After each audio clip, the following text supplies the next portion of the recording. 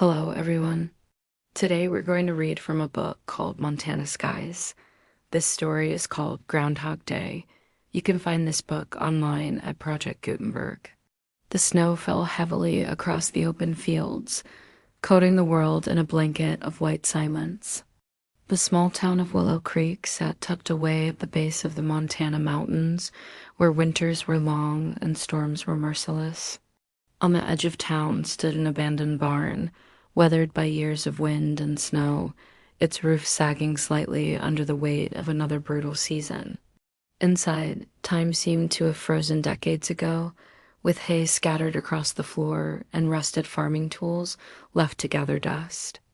It was there, on a bitter January morning, that a farmer discovered something that would haunt him for the rest of his life. He had been out checking his cattle after a night of freezing temperatures, trudging through snow that reached his knees when he noticed footprints leading toward the barn.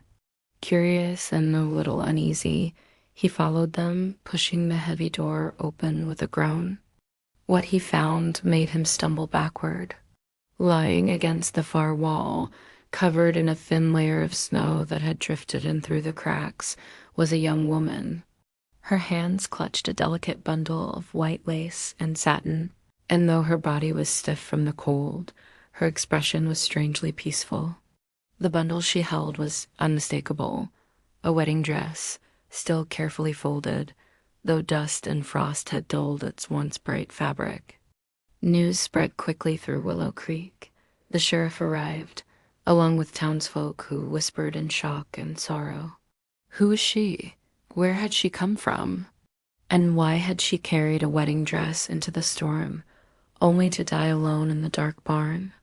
The coroner later determined she had likely frozen to death the night before, caught in the blizzard with nowhere else to go.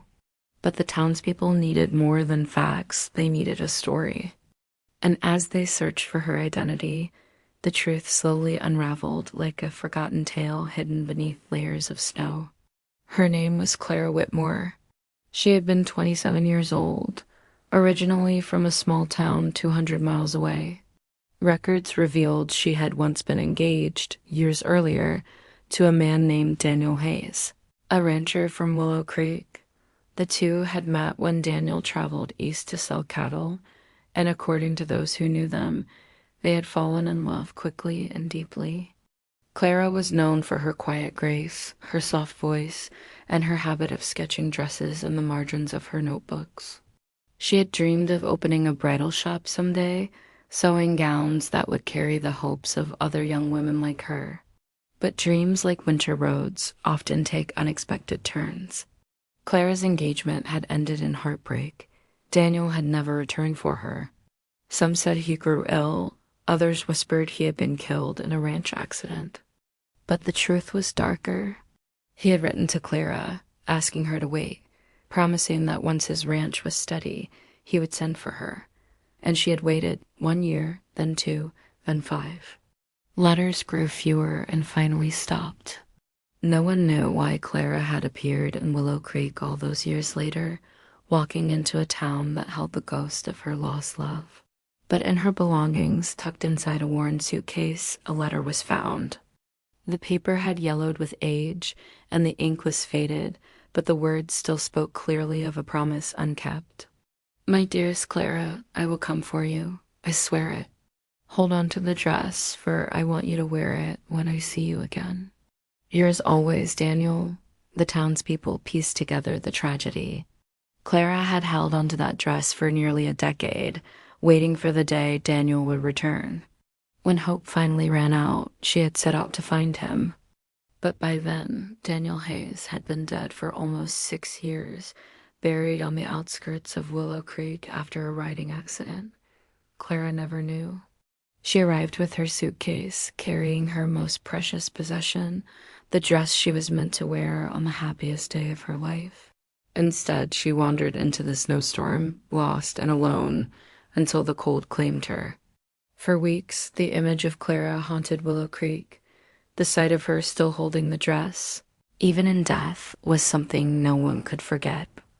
Some said she had died of a broken heart long before the snow took her. Others believed she had been searching for Daniel's grave, trying to keep her promise to him even after fate had closed the door. The sheriff made sure she was buried beside Daniel on the hillside overlooking the valley. At her funeral, townsfolk gathered quietly, the sound of snow crunching under boots as they followed the coffin. The dress she carried was laid gently across her chest before the casket was closed. It was not the wedding Clara had dreamed of, but in some small way, she and Daniel were finally together. Years passed, but the story of Clara Whitmore never faded from memory. Children in town grew up hearing whispers about the woman in the barn, the one who carried her wedding dress through the snow. They spoke of her with reverence, as though she were a ghost still wandering the streets in search of her lost love. On winter nights, some claimed they saw a figure in white near the barn, standing silently against the drifting snow, her eyes fixed on the hills where Daniel rested. But there was more to Clara's story than tragedy. A few months after her passing, a woman named Margaret, who had been a seamstress in town, visited Clara's family to return the suitcase.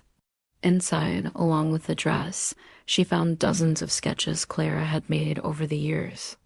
Designs for gowns, each unique, each filled with the detail and care of someone who believed in love, even when life had given her little reason to. Margaret was moved to tears. She took those sketches and began sewing, creating dresses inspired by Clara's hand. Soon, Willow Creek had a small bridal shop, and Margaret named it Clara's Promise. Brides from all over Montana began to travel there, drawn by the story and the dresses that seemed to hold something almost magical. It was as though Clara's dream had been given life, even if she wasn't there to see it. Her sketches lived on in every stitch, every lace hem, every veil that floated down the aisle.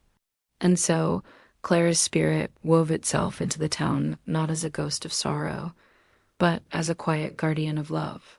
On the anniversary of her death each year, townsfolk still visit her grave, leaving white flowers and sometimes even small pieces of fabric, tokens of her unfulfilled dream. The barn where she was found remains standing, weathered but untouched, out of respect.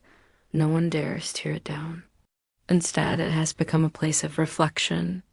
Young couples sometimes visit before their weddings, standing in the silence, holding hands tightly, as though to remind themselves not to take love for granted.